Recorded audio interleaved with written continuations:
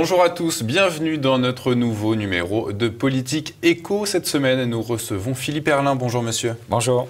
Philippe Herrlin, vous êtes docteur en économie du Conservatoire national des arts et métiers, l'auteur de nombreux ouvrages. Par exemple, on peut citer Finance, le nouveau paradigme, Repenser l'économie ou encore J'achète du Bitcoin. Mais aujourd'hui, vous venez nous présenter cette enquête exclusive, Pouvoir d'achat, le grand mensonge. C'est aux éditions Erol. Philippe Herrlin, avant d'entrer dans le détail de ce fameux mensonge, est-ce que vous pouvez nous parler un petit peu, nous expliquer ce qu'est le pouvoir d'achat ?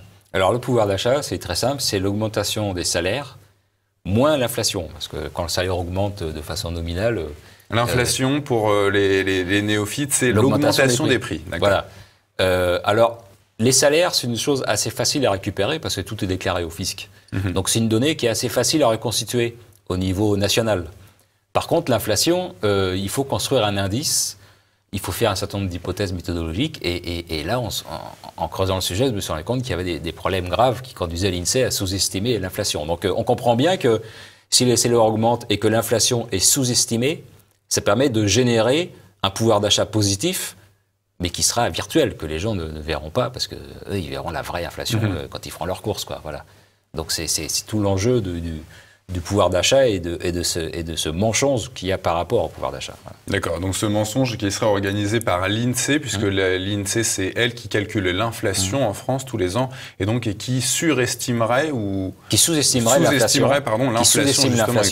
de façon à dégager un pouvoir d'achat fictif tous les ans. Voilà. Donc justement, et l'INSEE est sous la dépendance de l'État. Oui, c'est-à-dire...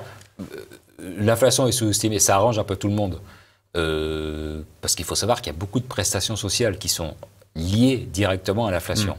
Donc pour l'État, le fait qu'il y ait un demi% ou 1 ou 2% d'inflation en moins que prévu, ça représente des milliards et des milliards d'économies. Et puis je dirais même au-delà de ça, au-delà de l'aspect purement comptable, le fait qu'il y ait un pouvoir d'achat positif tous les ans, ça permet d'avoir un indicateur dans le vert tous les ans. Et ça permet de sauvegarder un peu notre modèle social qui, par ailleurs, va mal. Parce qu'on sait bien que le chômage en France, il reste massif et il ne diminue pas, contrairement aux autres pays européens. On a un déficit budgétaire qui est persistant. On a une dette publique qui va bientôt atteindre 100% du PIB. Donc, on a une balance commerciale qui est la plus déficitaire de tous les pays européens. On a une désindustrialisation. Bon, dans ce tableau assez sombre, les gouvernements peuvent au moins sortir tous les ans « Ah, mais le pouvoir d'achat a augmenté, donc vous vivez mieux que les années précédentes. » Voilà. Alors, eh bien non, même ça ne marche pas. Voilà, justement, Philippe Herrlin, vous l'écrivez dans votre ouvrage, depuis le choc pétrolier en 1973, la dette n'a cessé d'augmenter, le chômage n'a cessé d'augmenter. Donc justement, expliquez-nous ce paradoxe. Pourquoi, avec ces deux facteurs qui augmentent, le pouvoir d'achat continue-t-il d'augmenter? Mais ça, c'est justement un truc qui devra mettre la puce à l'oreille des économistes.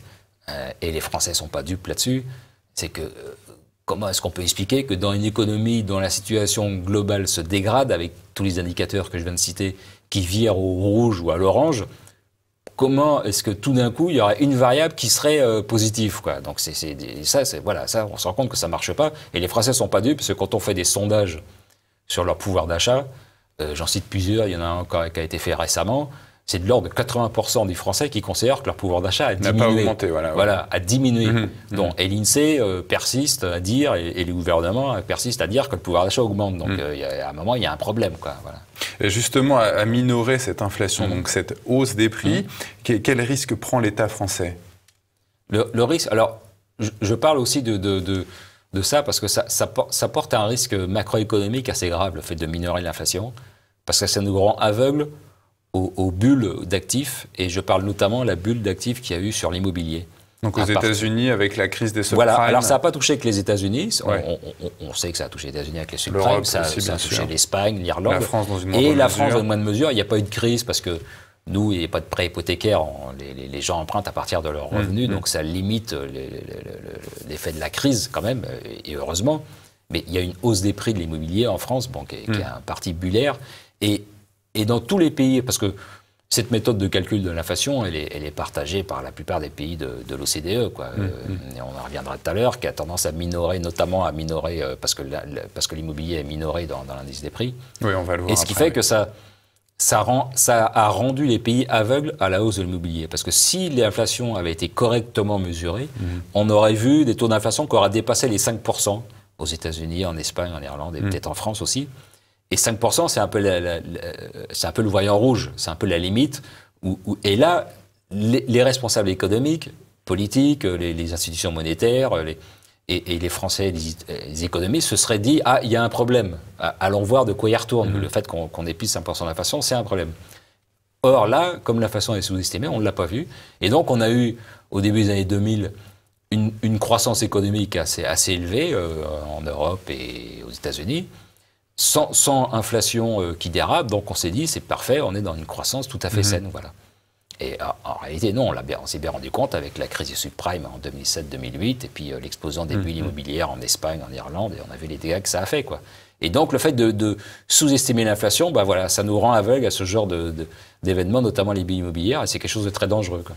Et où en serait l'économie française si justement l'État avait pris en compte cette inflation, cette réelle inflation? Est-ce que vous pensez que le gap, l'écart serait grand avec la situation actuelle? Ben, je crois que si... Est-ce qu'on aurait par exemple pu éviter la crise des subprimes de 2008 si on avait... Peut-être que... Alors les États-Unis... La France s'en est sortie dans une moindre... mieux que les autres pays européens, mais elle a quand même, je crois, à cette époque doublé sa dette. Donc bon, enfin... Oui, ben, on aurait vu la crise plus tôt. Et je pense que ça concerne surtout les États-Unis, où là, il y a eu une vraie bulle construite sur les subprimes. Eux, ils se sont peut-être rendus compte plus tôt qu'il y avait un problème. Et peut-être qu'ils auraient pu limiter l'impact de la crise du subprime, voilà. Alors, pour obtenir le chiffre du pouvoir d'achat, Philippe Herrlin, l'INSEE calcule l'indice des prix à la consommation. C'est un indice qui s'appelle l'IPC. On appelle donc l'inflation, c'est l'augmentation des prix. Donc, c'est la différence, vous l'avez dit, entre l'évolution du revenu des ménages et l'évolution de l'indice des prix. Mais cette méthode de calcul a, selon vous, des limites, pas qu'une, puisqu'en effet, il s'agit d'un panier de la ménagère. Hein, voilà, l'INSEE prend un certain nombre de produits dans son panier et évidemment, voilà, c'est censé représenter l'habitude des achats des Français. Pour nous, expliquez-nous quel est le problème avec ce panier. Alors, il y a déjà un premier problème, c'est le simple fait de prendre un panier. Bon, alors je suis d'accord qu'il faut bien trouver une méthode. Ouais.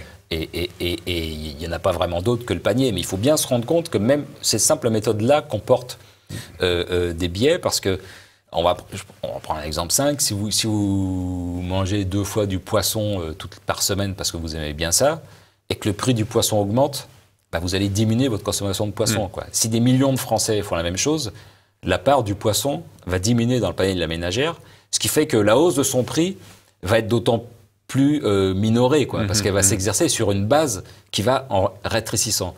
Et donc, quand l'INSEE construit le panier de la ménagère et qu'elle l'adapte d'année en année, en fonction de la consommation des Français, bah, quand un produit diminue, elle ne fait pas la distinction entre un changement de goût réel, qui peut tout à fait exister, ou une augmentation du prix. Et ça pose un problème, parce que les produits qui augmentent de façon assez importante et qui voient leur part diminuer dans le panier des ménagères, bah c'est une inflation qui disparaît, en fait. C'est une inflation qui n'est pas prise en compte. Alors on le voit en ce moment avec les carburants, par exemple. Hein, parce qu'avec la consommation de carburant en France a tendance à diminuer. Ce qui veut dire que la part des carburants dans le panier de la ménagère, il a tendance aussi à diminuer, quoi. Alors que mais s'il diminue, c'est pas parce que les gens décident de moins conduire, non, c'est parce qu'ils sont pris à la gorge par la hausse des prix et qu'ils sont obligés de se restreindre. Alors qu'ils voudraient pouvoir se déplacer plus, mais ils sont obligés de se restreindre parce que ça coûte trop cher dans leur budget. Voilà.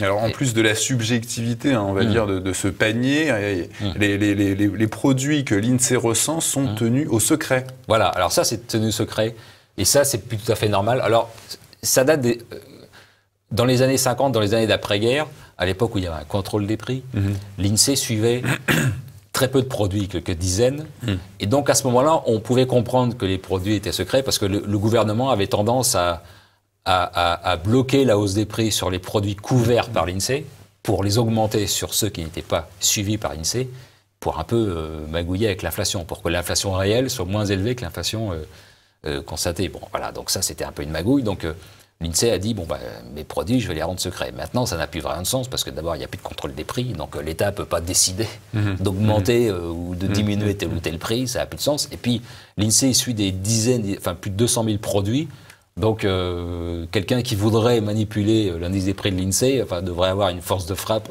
incroyable. Enfin bon, ça n'a plus de sens. Donc voilà, donc cette liste est secrète, et ça pose un vrai problème, parce que personne ne peut contrôler ce que fait l'INSEE. Oui, et voilà, puis se contrôler aujourd'hui, puis depuis 75 en gros. Quoi. Voilà, enfin, un historique des prix, voilà. Enfin, personne ne peut contrôler. Il n'y a pas d'historique des prix voilà. en France. L'INSEE, c'est une boîte noire. Voilà. L'INSEE nous dit la façon étant, mais on ne peut pas avoir vraiment le détail. Quoi. Et ça pose quand même un problème.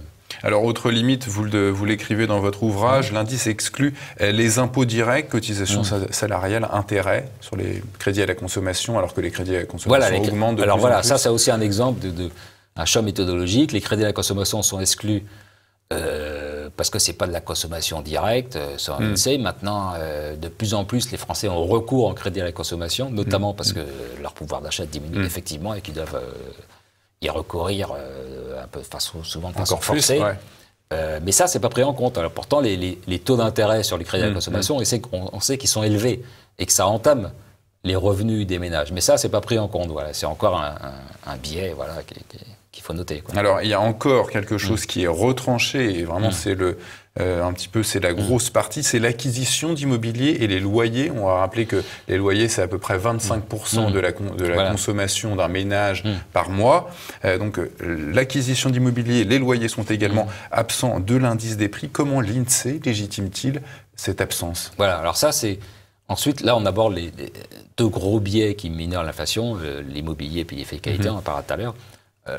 Dans l'indice des prix à la consommation, c'est-à-dire dans le panier de la ménagère, l'immobilier pèse pour 6% seulement. Voilà.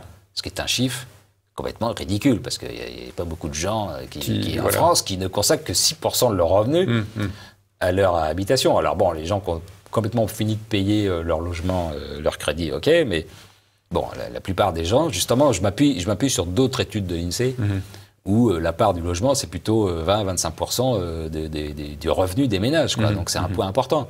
Alors comment est-ce que l'INSEE justifie ce chiffre de 6% ? La première chose, c'est qu'elle exclut l'acquisition de logement. C'est uniquement les loyers. Parce qu'elle part du principe que l'acquisition de logement, c'est un investissement. Donc c'est pas de la consommation. Donc ça n'a pas à figurer dans l'indice des prix à la consommation. C'est quand même un peu spécieux parce que c'est un placement, mais ce n'est pas un placement qui rapporte. Si vous mettez de l'argent sur un plan d'assurance vie, ça vous rapporte des intérêts, c'est un placement normal, ok, donc ça n'a pas à figurer dans l'indice des prix à la consommation, on est d'accord. Alors que le logement principal, ça ne vous rapporte pas d'argent. À la limite, si vous achetez un appartement que vous le mettez en location, ça c'est un placement et ça n'a pas à figurer dans l'indice des prix à la consommation, on est d'accord, mais c'est une toute petite portion des gens. La plupart des gens, c'est leur logement principal et donc ça ne rapporte pas d'argent, même ça en coûte plutôt en entretien, en frais, tout ça.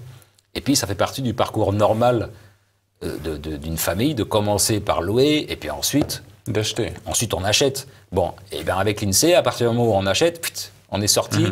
Et ça pose un vrai problème parce que la France a subi une forte augmentation du prix de l'immobilier. Alors, pas seulement Paris, pas seulement mais il y a aussi les grandes métropoles régionales et même toute la France en général. Il y a quelques régions un peu délaissées économiquement qui n'ont pas subi cette hausse, mais quasiment toute la France est touchée. Donc ça a entamé le pouvoir d'achat des Français. Et ça, c'est pas pris en compte. Toute la hausse du neuf qu'il y a eu un peu au début des années 90, ensuite il y a eu une baisse, et puis surtout depuis début 2000, toute cette hausse assez vraiment forte que les Français ont dû subir quand ils voulaient acheter un logement, elle n'a pas du tout été pris en compte par l'INSEE. Donc c'est là qui explique en grande partie le hiatus entre ce que les gens ressentent et l'indice de l'inflation que leur donne l'INSEE. Alors, Philippe Herlin, on va conclure tout de suite, c'est la fin de cette première partie. On va justement revenir dans un instant sur l'absence de l'acquisition d'immobilier et des loyers calculés par l'INSEE. On se retrouve dans un instant.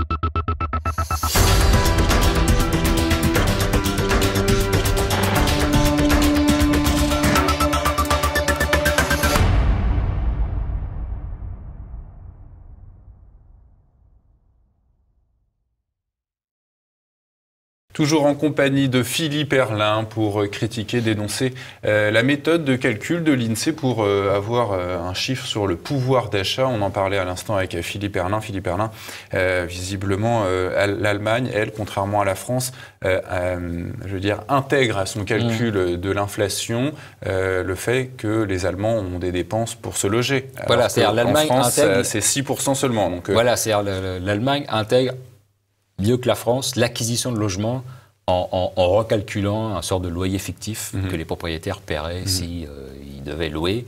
Et donc, il y a une meilleure prise en compte du logement d'acquisition en Allemagne, ce qui explique que l'inflation en Allemagne est toujours 1 ou 2 points plus élevée que la France, quoi. Voilà, ça vient de ça, ça vient de cette prise en compte. En France, non, c'est pas du tout pris en compte. Et puis même, si on considère qu'avec les loyers, bon, un élément qu'il faut comprendre, c'est que les loyers, ils sont contrôlés par l'État, donc ils augmentent moins vite que le prix du neuf. Donc ça aussi, ça joue sur la faiblesse de l'inflation calculée. Et puis, même si on considère que l'indice des prix à la consommation ne prend que les loyers, ça pose un problème parce que, bon, en gros, il y a la moitié des Français qui sont propriétaires, la moitié locataires, donc 6%, ça veut dire que ça fait 12% pour ceux qui payent un loyer, mais même 12%, c'est encore un chiffre inférieur à la réalité, et même à ce que dit l'INSEE. Donc ce chiffre de 6% est tout à fait incompréhensible, quoi. Mais en tout cas, le résultat, il est clair, c'est que toute la hausse de l'immobilier est complètement effacée, et donc, voilà, ça permet de baisser l'indice des prix, et ça fait quelques dizaines, 1 ou 2 ou 3% par an à chaque fois, quoi. Voilà. Et ça suffit pour... si on devait l'intégrer à son vrai niveau, bah, l'inflation monterait de 2-3% et c'est fini. Il n'y a plus d'augmentation de pouvoir d'achat. On bascule dans le rouge à chaque fois. Voilà. Alors, en plus que, justement, cet IPC, cet indice, enfin, cette chose soit un indice, donc c'est quelque chose déjà de très vague. Ensuite, on retire l'immobilier à ce calcul et ensuite on retire, enfin, en tout cas, c'est pas un retrait, c'est quelque chose qu'on a inventé, c'est ce que vous appelez, enfin, c'est ce que l'INSEE appelle l'effet qualité, et donc cet effet qualité qui vient tirer vers le bas les prix. Est-ce que vous pouvez nous dire à quoi ça sert cet effet qualité dont se sert l'INSEE? Voilà, donc l'effet qualité, ça c'est le deuxième biais important qui permet de minorer l'inflation. On va prendre un exemple simple. Vous changez votre smartphone de votre marque préférée et puis vous constatez qu'il est plus cher que le précédent modèle. Donc pour vous, c'est une perte de pouvoir d'achat. Ça coûte plus cher, donc voilà. Mais l'INSEE va vous dire non, en fait, votre nouvel appareil, votre nouvel smartphone, il est mieux. Il est plus puissant, il a un processeur plus rapide. Il a de nouvelles fonctionnalités. Donc vous y gagnez. Donc vous en avez plus pour votre argent. Voilà. Et donc nous, l'INSEE, on va mettre un prix inférieur au prix de l'étiquette. Voilà. On va mettre un prix inférieur. Et donc ça va conduire à une baisse. Alors ça, c'est complètement effarant parce que ça pose déjà un problème méthodologique d'économie parce que l'INSEE se met dans la tête du consommateur. Et c'est ce que vous expliquez, par exemple, entre 2001 et 2006, un micro-ordinateur a perdu 59% de son prix. Voilà, c'est-à-dire... Et le problème de l'effet qualité, c'est que bon, les produits technologiques baissent et on gagne en pouvoir d'achat dessus. Ça, je l'explique aussi dans le livre, c'est évident. Mais avec cet effet qualité, ça exagère complètement.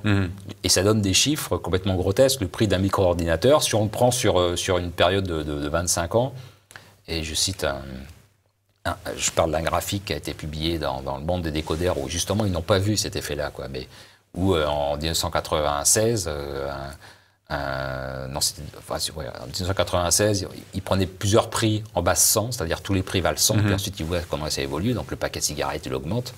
Et l'ordinateur de bureau, lui, il tombait au bout de 20 ans, il tombait à 5. Et ça, c'est le cas pour tout ce qui est IFI, tout ce qui est technologique. Vous dites qu'à chaque fois qu'on intègre une partie mécanique, par exemple dans un lave-vaisselle, il faut un tambour, il faut un moteur. À chaque fois qu'on rajoute un effet mécanique, enfin une chose mécanique à la structure, du coup, l'effet baisse, enfin le prix baisse moins ou pas. Voilà, c'est-à-dire plus c'est technologique, plus le prix baisse. Sur les biens technologiques, il y a une amélioration de l'effet, mais postuler un effet qualité, si on prend l'exemple d'un ordinateur de bureau, aujourd'hui on l'utilise pour Word, Excel et aller sur Internet, et c'est pas beaucoup différent d'il y a 10 ans ou il y a 20 ans, quoi. Donc, postuler un effet qualité là-dessus, je veux dire, l'INSEE n'est pas là pour se mettre dans la tête du consommateur, elle est là pour constater les dépenses. Et s'il consomme moins d'ordinateurs et plus de smartphones, parce que l'ordinateur de s'exprimer, de dire si j'y ai gagné ou pas. Parce que l'ordinateur est moins utile, parce que maintenant on peut faire plein de choses sur le smartphone, et donc les gens vont déplacer un peu leurs dépenses, consommer un peu moins d'ordinateurs de bureau et plus de smartphones. Ça va se voir, et l'INSEE est là pour l'acter, pour le prendre en compte. Elle n'a pas à se mettre dans la tête du consommateur et se dire il achète tel produit, donc il y a un effet qualité. Enfin, je veux dire, ça c'est complètement aberrant. Donc, mais cet effet-là, et donc cet effet qualité, est-ce qu'on peut le quantifier par exemple? Est-ce qu'on peut dire, ça retire 2% à avoir non, véritablement c'est un peu moins de 1%. Un peu moins de 1%, ça dépend. Mais ça contribue, voilà, avec l'immobilier, ça contribue à baisser. Surtout, ce qu'il faut bien comprendre, c'est que l'effet qualité ne s'applique pas qu'aux produits technologiques. L'INSEE l'applique aussi à la nourriture, à l'alimentaire. Alors, par exemple, si vous avez votre jus de fruits préféré le matin, voilà, le prix augmente. Donc, pour vous, c'est une perte de pouvoir d'achat. Mais si, au passage, la formule a un peu changé et qu'il y a, par exemple, des vitamines en plus, et ben l'INSEE va dire, oui, certes, le prix augmente, mais il y a des vitamines en plus, donc vous gagnez en qualité. Donc pour nous, il n'y a pas de hausse des prix. Et puis même donc, soit le prix stagne, soit même il peut diminuer, mais il n'y a pas de hausse des prix. Voilà. Et il faut savoir que l'effet qualité, ça concerne un quart des produits de l'indice tous les ans, quoi. Donc ça contribue aussi à rogner, année après année, à rogner l'inflation pour un motif qui est complètement arbitraire, parce que c'est pas à l'INSEE de se mettre dans la tête de... Et alors justement, Philippe Ernat, à l'inverse de cet effet qualité qui baisse les prix, en tout cas selon l'INSEE, il existe des hausses de prix masquées, ce que vous appelez les innovations bidons, recettes dégradées, changement de taille. Ces trois notions, qu'est-ce que ça recouvre? Oui, voilà, c'est-à-dire ça, c'est aussi un élément qui, pour moi, doit être assez mal perçu par l'INSEE. Enfin, justement, comme ils ne révèlent pas leur prix et tout ça, on ne peut pas le savoir, mais il faut aussi comprendre que les stratégies marketing des marques font en sorte de noyer le poisson pour la hausse des prix. Et je ne suis pas certain que l'INSEE... Des marques avec les grandes distributions. Comprennent tout ce qui se passe. Quoi. Voilà, parce que on peut prendre un exemple simple où là, évidemment, l'INSEE a dû le voir parce que c'est simple, mais par exemple, il y a une taxe sur les Coca-Cola ou sur les boissons sucrées et gazeuses. Bon, une taxe stupide, mais c'est pas le sujet. Et pour que la hausse de prix n'apparaisse pas trop aux consommateurs, Coca-Cola a passé sa bouteille de 1,5 litres à 1,25 et de 1 litre à 0,75. Bon. Ce qui fait que le consommateur qui achète la bouteille, il ne voit pas d'augmentation de prix, forcément. Même si, quand on regarde le prix au litre, l'augmentation de prix est supérieure au poids de la taxe. Ce qui fait que Coca-Cola s'en met dans la poche, quoi. Mais ça fait partie des magouilles. Bon, ça, je pense que l'INSEE doit le voir parce elle fait un prix au litre. Donc on peut le voir, mais il y a plein de stratégies des marques qui consistent à masquer des hausses des prix. Et je ne suis pas certain que l'INSEE perçoive tout, et même les consommateurs, souvent, se font avoir là-dessus. Donc c'est aussi un élément à prendre en compte, quoi. Voilà. Alors, avec justement le fait que l'INSEE diminue, enfin en tout cas exclut l'immobilier de son calcul, a tendance à diminuer les prix avec cet effet qualité, donc on a bien compris que ce calcul est un peu erroné, en tout cas pas juste. Donc vous avez fait un calcul, en tout cas c'est l'objet de votre enquête exactement, donc pour vous faire une idée réelle de l'inflation, vous avez divisé le prix de chaque produit le moins cher par le SMIC de l'époque, de chaque époque, et cela depuis 1975, pour obtenir un prix comparable sur plusieurs décennies. Alors, qu'est-ce que vous avez découvert? Voilà, alors ça, c'est... Je ne me suis pas contenté de critiquer l'indice des prix, parce que ça, on peut le faire. D'ailleurs, les critiques que je cite ont déjà été citées dans des rapports officiels, donc je ne suis pas le Vous avez repris une autre méthode de calcul, celle de Fourastier. Voilà. Mais moi, ce que j'ai fait, c'est que j'ai voulu reconstituer des séries de prix pour voir réellement ce qui s'était passé. Et évidemment, sans m'appuyer sur l'INSEE, parce que je n'ai pas confiance dans les séries de prix. Donc, ce que j'ai fait, c'est que je suis allé chercher des séries de prix. La première, je suis allé chercher, je me suis dit, enfin, pendant longtemps, je me suis dit, mais où est-ce que je pourrais trouver des vieilles séries de prix? Et puis un jour, j'ai eu l'idée, dans les catalogues de vente par correspondance. La Redoute, voilà, les Traces Suisses, et donc, enfin, on peut les par dire exemple, tous. la Redoute. Et la Redoute, je les ai contactés pour pouvoir consulter leur catalogue. Et notamment savoir depuis quand est-ce qu'ils faisaient de l'électroménager, parce qu'au départ, ils faisaient que du vêtement. Alors eux-mêmes ne le savaient pas d'ailleurs, donc je leur ai demandé, mettez-moi tout depuis les années 60.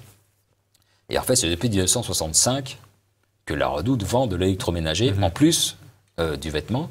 Et donc, le travail, ça consistait à prendre un certain nombre de produits de base, l'aspirateur, la télé, grille-pain, alors le grille-pain, non, j'ai pas pris... Et puis, alors, le vêtement, j'ai pris la veste homme, parce que c'est un peu compliqué de trouver... Et tout dans le produit le moins cher. Et à chaque fois, je prends le moins cher. D'accord. Et alors ensuite, qu'est-ce qu'on fait du prix? Parce que quand on sait qu'en 1965, l'aspirateur le moins cher du catalogue La Redoute vaut 125 francs, comment on l'interprète aujourd'hui? Surtout que moi, je ne veux pas utiliser l'inflation de l'INSEE pour voir ce que ça fait en euros aujourd'hui. Alors, j'ai l'idée de diviser ça par le SMIC net mensuel de l'époque, qui était à 318 francs. Voilà, et donc c'était à peu près un tiers, en gros, alors voilà, c'est 40%. pour se procurer donc, et donc là, l'avantage, c'est qu'on supprime la monnaie, et on revient à des choses très matérielles, c'est-à-dire quel temps de travail il faut pour s'acheter tel produit. Voilà. Et donc, en 1965, c'était presque 40% d'un SMIC net mensuel pour se payer un aspirateur. Aujourd'hui, c'est 4%. Donc, il y a eu un gain de pouvoir d'achat qui est important, mais ça fait partie des produits sur lesquels il y a du gain de pouvoir d'achat. Donc, et j'ai appliqué cette méthode-là à différents prix. Alors, au carburant, j'ai pris le gazole parce que l'essence qui a changé de composition, il y a plusieurs. Mais j'ai pris le gazole, j'ai pris l'automobile, j'ai pris l'immobilier. Des séries de prix sur les ventes faites par les notaires. Donc voilà, j'ai pris un certain nombre de produits alimentaires, la bouteille de Ricard, le gigot d'agneau, enfin voilà un peu, pour avoir différentes catégories. Électroménager, ordinateur aussi, j'ai pris sur une période plus courte évidemment. Vêtements, alimentation, immobilier, voilà. Et j'ai pris la période 1965 jusqu'en 2015, parce que c'est en 2015 que la Redoute arrête de faire son catalogue. Et je me suis dit, c'est très bien, ça va faire ma période d'études, ça fait 50 ans, enfin 51 en fait, mais bon, ça fait un demi-siècle, et là on va permettre de voir ce qui se passe. Et quand on prend le graphique par exemple pour l'aspirateur, c'est très intéressant parce qu'on voit que l'essentiel du gain de pouvoir d'achat, il se produit à la fin des 30 Glorieuses, c'est-à-dire 65 jusqu'au milieu des années 70, et après, alors après certes on gagne encore un peu, mais pas des proportions énormes. Le plus gros du gain c'est à la fin des 30 Glorieuses, et on voit une cassure nette au milieu des années 70, et ça on le voit pour quasiment tous les produits. On voit un fort gain, et ensuite au milieu des 70, il y a une cassure, parfois même les prix se mettent à remonter, c'est-à-dire qu'on voit une perte de pouvoir d'achat. Ensuite ça rebaisse un peu pendant la mondialisation, les années 90-2000, mais ça c'est... Pourquoi? Parce que c'est des biens importés, donc ça se traduit par des fermetures d'usines en France. Bon. Mais en tout cas, pour celui qui garde son emploi, bah, il y a un gain de pouvoir d'achat, et puis on voit une remontée à partir de 2000, quoi. Et ce dont je me suis rendu compte, c'est que cette méthode qui consistait à diviser le prix par le SMIC, je me suis rendu compte que c'était la méthode qu'utilisait Jean Fourastier, grand économiste, qui a écrit Les 30 Glorieuses, c'est lui qui a inventé la formule. Et dans un livre qu'il a publié juste avant, il explique tout son travail parce qu'il avait créé un groupe d'études des prix historiques au CNAM, au Conservatoire national. Qui ne lui a pas survécu. Alors malheureusement, on ne demande pas pourquoi, voilà. Alors lui, il publie un livre en 1977 sur les chiffres en 76, voilà, là-dessus. Donc il ne voit pas la cassure, enfin, juste au moment. Et malheureusement, quand il va prendre sa retraite en 1979, ce groupe va disparaître. Et ce qui fait qu'aujourd'hui, il n'y a plus dans le milieu universitaire, il n'y a plus de cette étude des prix, quoi. Mais lui, c'est la méthode qu'il utilisait. Et parfois, il remontait au début du siècle, ou même au 19e siècle ou au Moyen-Âge. Et la méthode qu'il utilisait, c'était de diviser le prix par le salaire d'un manœuvre sans qualification, c'est-à-dire le salaire minimal, de façon à obtenir un prix réel. Mais il faut bien comprendre que c'est un prix réel qui n'est pas valable uniquement pour le SMICAR, c'est valable pour tous les salariés. C'est-à-dire, le salaire minimal, c'est en quelque sorte la première brique de l'ego, c'est-à-dire c'est l'élément de base. On ne peut pas avoir moins, on ne peut pas payer moins les gens, c'est l'élément de base qui permet de construire une activité économique. Si on ne génère pas suffisamment d'activité, ben, on n'embauche pas la personne, voilà. Et donc c'est ça permet de donner un prix réel aux objets sur des longues périodes. Et ça permet de faire des comparaisons qui sont extrêmement enrichissantes et qui permettent de relire toute l'actualité économique. On va passer à la troisième partie, Philippe Herlin. Je vous propose de nous retrouver dans un instant.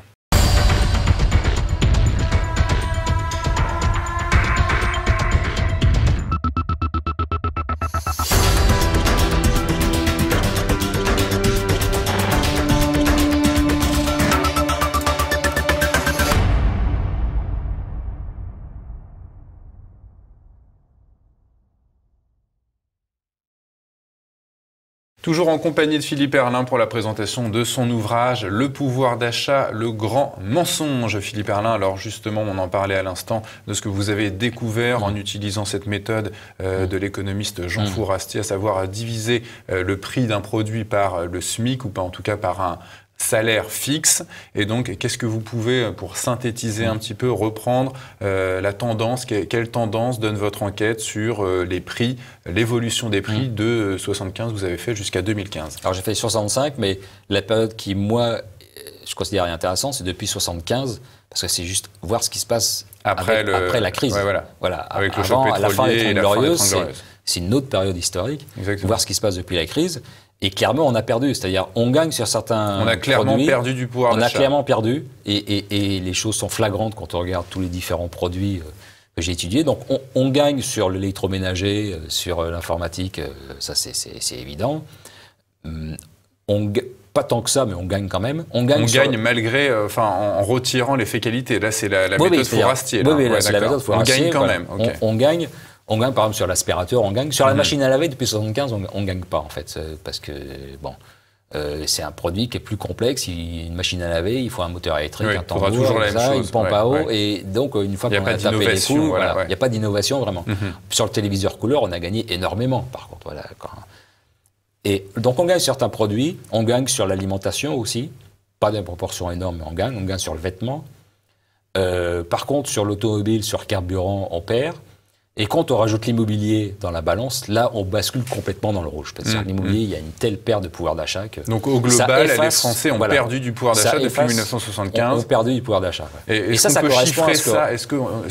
Quel taux, à peu près, Moi, je fais une estimation, c'est-à-dire, moi, je ne reconstitue pas un panier parce que ce serait trop présomptueux, il y a eu trop de changements de produits, et puis il faudrait beaucoup plus de produits. D'indices, de prix. Je fais une estimation en considérant que la hausse du poids de l'immobilier à partir des années 80, il est complètement subi. Il n'est pas voulu par les gens. C'est-à-dire que les gens n'ont pas voulu avoir des plus grandes surfaces, ils n'ont pas voulu habiter en centre-ville. Non, au contraire, ils sont contraints, et pourtant, la part de l'immobilier augmente. Donc, je considère qu'il y a une perte de pouvoir d'achat de l'ordre de 10%. C'est une estimation prudente qui se fait surtout à partir de 2000, parce qu'à partir de 2000, on voit une augmentation des prix des matières premières, une augmentation de l'immobilier, et le gros de la perte a lieu à partir de ce moment-là. Et ça correspond au sentiment qu'ont les gens. Donc, la génération d'aujourd'hui disent « mais mes parents, à mon âge, ils étaient déjà propriétaires, quoi, alors que moi, je galère pour... voilà ». Et ça, on le voit. Voilà. C'est surtout l'immobilier qui fait basculer dans le rouge ce qu'on a pu gagner par ailleurs, quoi. Et alors justement, vous parlez du début de ces années 2000, et donc c'est aussi l'avènement de l'euro, l'introduction de l'euro. Est-ce que vous avez senti qu'il y avait eu une baisse du pouvoir d'achat, depuis cette introduction de l'euro? Alors ça correspond à l'introduction de l'euro, mais moi je ne mets pas ça sur le dos de l'euro. C'est les commerçants qui ont profité, vous dites, pour arrondir au supérieur, voire très supérieur. Voilà, c'est-à-dire, moi je considère, si on était resté au franc, on aurait quand même subi une perte importante de pouvoir d'achat à partir de 2000. Maintenant, l'euro, à la limite, l'euro d'un côté a pu éventuellement protéger parce que c'était une monnaie forte, donc ça a limité l'ampleur de la hausse des matières premières. D'un autre côté, on perdait nos repères parce qu'il fallait diviser par 6,5, ce qui est quand même vraiment pas facile. Donc on s'est fait avoir sur tous les arrondis. Il y a plein d'augmentations de prix dont on n'avait pas les repères, ce qui fait qu'en tant que consommateur, on était perdu en fait, par rapport au prix. Et donc les commerçants en ont profité pour augmenter les prix. Donc voilà, c'est un effet mitigé. Mais je veux dire, sans l'euro, on aurait quand même subi une hausse des prix. Et je crois que l'euro a servi d'exutoire. C'est-à-dire que les gens ont mis ça sur l'euro. Mais c'est un peu une erreur. C'est-à-dire, en restant au franc, on aurait quand même subi... vraiment une vraie dégradation du pouvoir d'achat parce qu'il y a une hausse majeure à partir de 2000 des matières premières. Donc ça se voit dans les carburants, et l'électricité, l'énergie, et ça se voit aussi dans l'alimentation, parce que quand le prix du blé augmente, au bout d'un moment, on paye ses pâtes plus cher. Voilà. Et puis l'augmentation de l'immobilier. Donc ça, c'est des dépenses qu'on ne peut pas reculer dans le temps, parce que si on veut changer d'ordinateur ou de téléviseur, on peut décaler de 6 mois, c'est pas un problème. Par contre, la facture d'électricité, l'essence dans le réservoir et l'alimentation, on peut pas reculer ça. Donc c'est des dépenses que les gens font de façon obligée, et ces dépenses-là ont assez fortement augmenté à partir de 2000. Et donc là, il y a 10%, vous nous dites, d'inflation depuis les débuts des années 2000. De perte de pouvoir d'achat. De perte de pouvoir d'achat. D'inflation réelle, ou disons de perte de pouvoir d'achat, essentiellement dans les années 2000, à partir des années 2000. Et c'est un peu... C'est validé, parce que 60 millions de consommateurs, j'en parle un peu, fait des enquêtes là-dessus, de mesures de pouvoir d'achat, et eux, ils estiment aussi de l'ordre de 1% de perte de pouvoir d'achat par an à partir de 2000. Donc ça correspond grosso modo, c'est un peu avec des méthodologies différentes, on arrive à peu près au même chiffre. Et alors justement, mais l'inflation, certains économistes disent que c'est bien, qu'il en faut, mais mesurément, ils disent voilà, c'est mieux d'en avoir un peu autour de 3%. Là, si on en est autour de 10%, je veux dire... Non, mais l'inflation, c'est pas bon. L'inflation, c'est un impôt.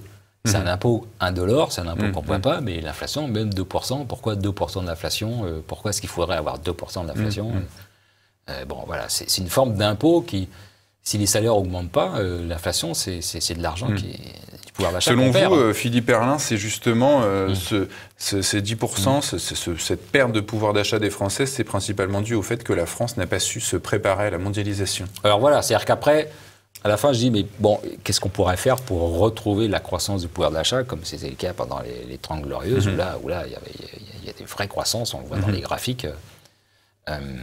Qu'aurait dû faire donc la France, et là c'est ce que vous dites, pas de hausse de salaire, mais plutôt du progrès technique et de la concurrence. Deux choses, expliquez-nous ces deux effets. Ça c'est une idée un peu contre-intuitive dont parle Fourassier et que je développe dans le livre.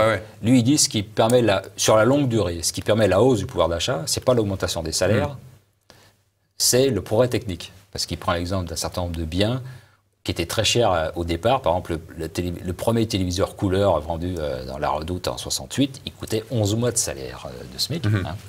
Aujourd'hui, ça coûte plus rien. Maintenant, c'est un écran plat. Donc, si les gens peuvent se payer un bel écran plat, c'est pas parce que leur salaire a augmenté, c'est parce que le prix de l'écran plat s'est effondré. Grâce au progrès technique. Grâce au progrès technique incorporé. Et ça, on le voit. Alors, on n'a plus une télé d'une tonne, on a une télé de 20 grammes, enfin 3 kilos dans la main, toute plate, quoi. Avec une qualité d'image et tout. Bon, voilà.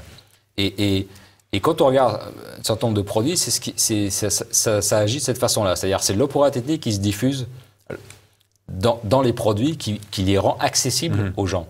Maintenant, la petite modulation que je fais par rapport à Fourassier, c'est que ce progrès technique, il ne tombe pas du ciel. Il faut qu'il y ait un contexte concurrentiel pour inciter les entreprises à améliorer leurs produits. Parce que si elles s'entendent entre elles, qu'il y ait des ententes, elles ne vont pas faire trop d'efforts. Et j'en parle un peu dans les années 70, il y a eu pas mal d'ententes.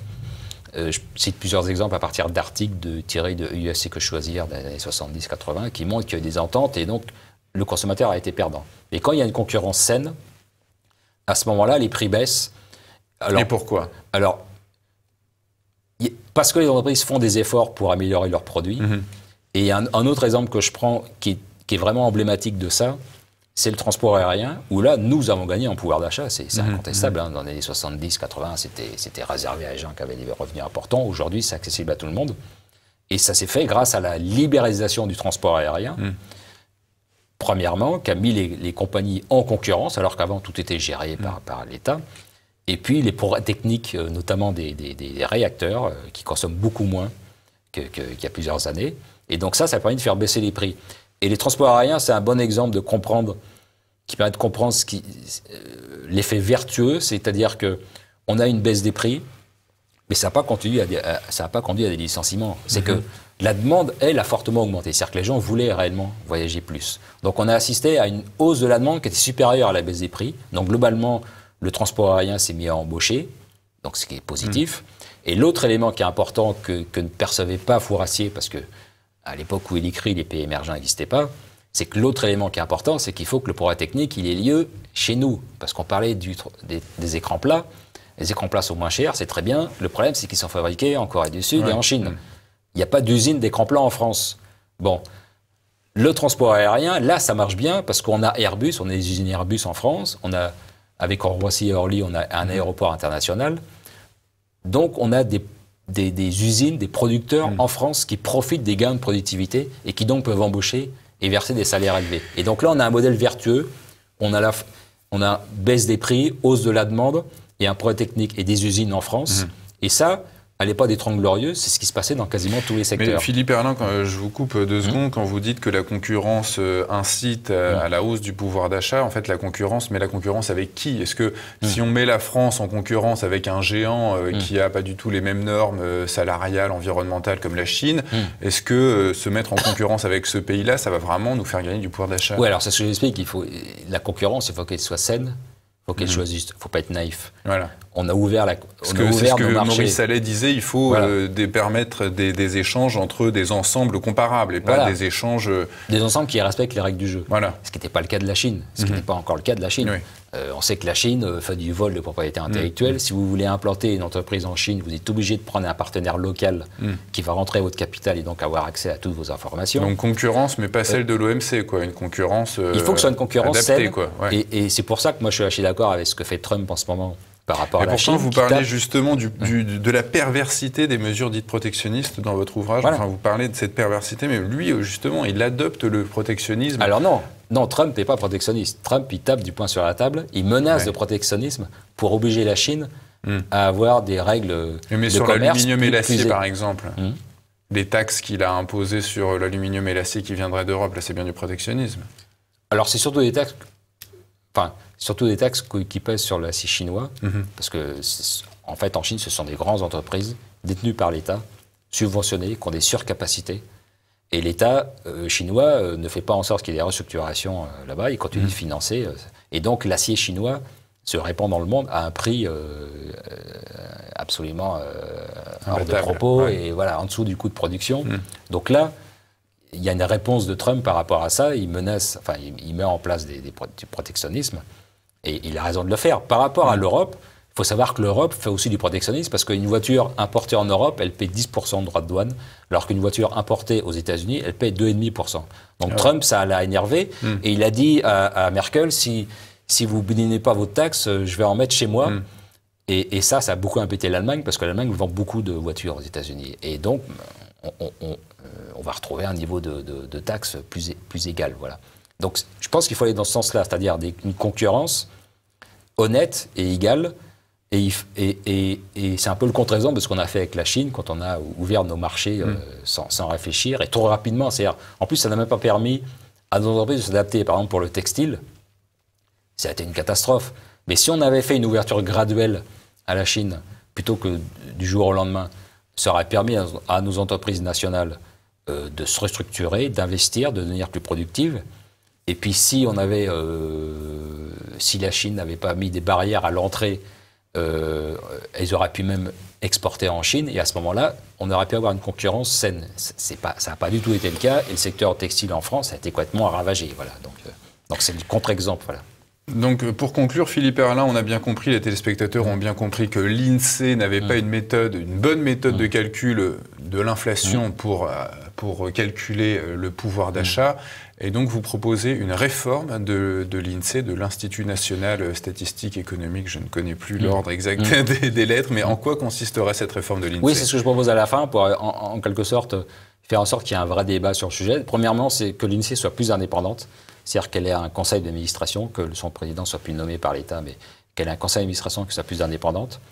C'est-à-dire qu'elle soit mixte ou privée, carrément privée? Pas forcément, mais que ce soit plus la décision du gouvernement de nommer le patron de l'INSEE. D'accord. Voilà, donc il y a une indépendance, premièrement. Et deuxièmement, plus de transparence.